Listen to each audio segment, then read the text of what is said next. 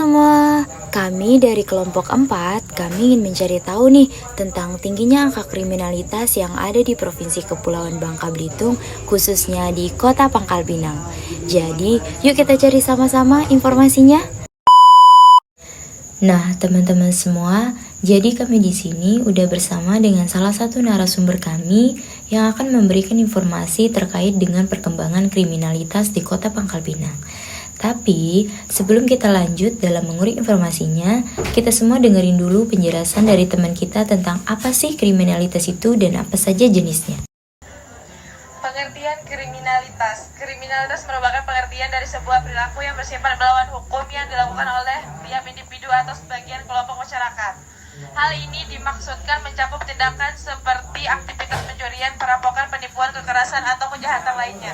Kriminalitas merupakan kegiatan atau aktivitas dengan bermaksud untuk merugikan orang lain atau merusak ketertiban sosial. Kriminalitas biasanya akan melanggar terhadap nilai norma sehari-hari atau bahkan melanggar nilai yang berlaku dalam suatu masyarakat. Jenis-jenis kriminalitas. Kriminalitas memiliki banyak jenis yang perlu Anda ketahui. 1. Kriminalitas konvensional merupakan tindakan kriminal yang telah ada dalam masyarakat sejak lama. 2. Kriminalitas transnasional merupakan aktivitas kriminal yang melibatkan lebih dari satu negara yang bertindak. 3. Kriminalitas siber. Hal ini merupakan aktivitas maupun tindakan kriminal yang terjadi di dunia maya. 4. Kriminalitas ekonomi merupakan kejahatan atau tindakan kriminal yang beredar di sektor ekonomi.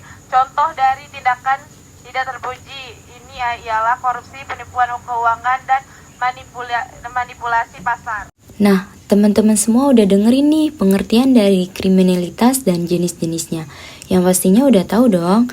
Jadi, kalau untuk kriminalitas yang ada di Kota Pangkal Pinang, tiap tahunnya itu mengalami peningkatan. Dari tahun 2020, Polresta Pangkal Pinang mencatat data kriminalitas tahun ini mencapai di angka 419 kasus dan sampai di tahun 2022, angka kriminalitas semakin meningkat sampai di angka 681 kasus. Tinggi banget kan? Nah, tetapi di tahun ini, tahun 2023, angka kriminalitas di Kota Pangkal Pinang mengalami penurunan yang signifikan dan kasus yang mendominasi ada di kasus kemalingan. Nah, untuk kasus kemalingan ini akan dijelaskan oleh teman kita. Yuk kita simak informasinya. Dari hasil riset kami, di Pangkal Pinang sendiri, catatan tindak kriminalitas cukup ada penurunan dibanding tahun 2022. Ada pula macam-macam kasus kriminalitas yang ada di Pangkal Pinang. Dengan tingkat tertinggi saat ini adalah pencurian. Ada juga kekerasan dalam rumah tangga, pembunuhan, bahkan narkoba. Pencurian sendiri tak luput dari usia anak-anak di bawah umur. Hal ini tentu membuat warga Pangkal Pinang takut akan kemalingan. Tercatat kasus kemalingan selama 2023 sendiri mencapai 200-an per case, lebih baik dari tahun sebelumnya. Oke, kita udah denger nih penjelasannya. Bahwasanya angka kriminalitas yang tinggi di Kota Pangkal Pinang ada pada kasus 3C, yakni curas, curat, dan curanmos. Mungkin teman-teman penasaran gak sih contoh kronologi yang seperti apa yang ada di Kota Pangkal Pinang? Kalau penasaran, yuk kita simak penjelasan kronologi dari teman kita.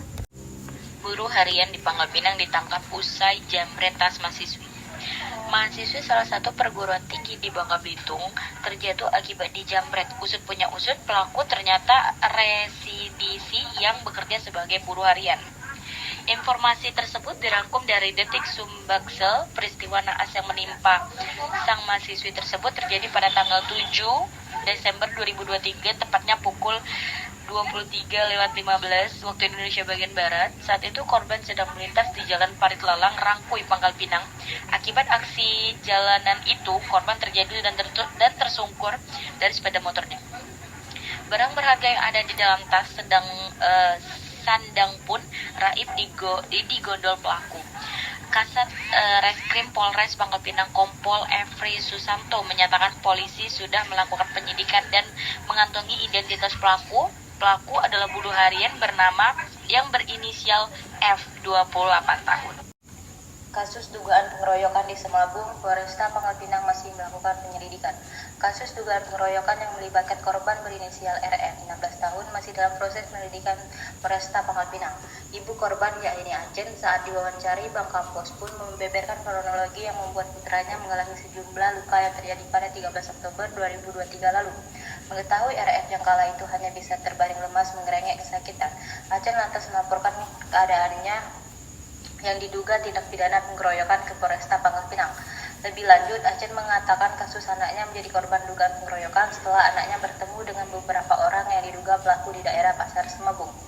Pada saat pertemuan tersebutlah diduga aksi tindak pidana pengeroyokan terhadap RF terjadi untuk membuat korban sempat dilarikan ke rumah sakit untuk mendapatkan penanganan medis. Untuk saat ini, satu tersangka kita masih berkoordinasi dengan jaksa. Untuk saat ini juga masih proses penyelidikan karena pelaku dugaan 2 orang itu tidak dikenakan dan saksi juga kurang. Lalu juga untuk korban dari hasil visum itu mengalami luka ringan, ungkap Kompol Efri Susanto. Oke, jadi tadi kita udah dengerin sama-sama ada 2 contoh kasus kronologi kriminalitas yang ada di Kota Pangkal Pinang. Yang pertama itu ada kasus dari seorang mahasiswi Universitas Bangka Belitung yang melintasi Jalan Parit Lalang, Prangkui, Kota Pangkal Pinang, mengalami penjambretan yang membuat mahasiswi tersebut terjatuh dan tersungkur dari motornya. Kasus ini udah ditanganin ya. Dan yang kedua itu ada kasus pengkeroyokan bagi seorang pria.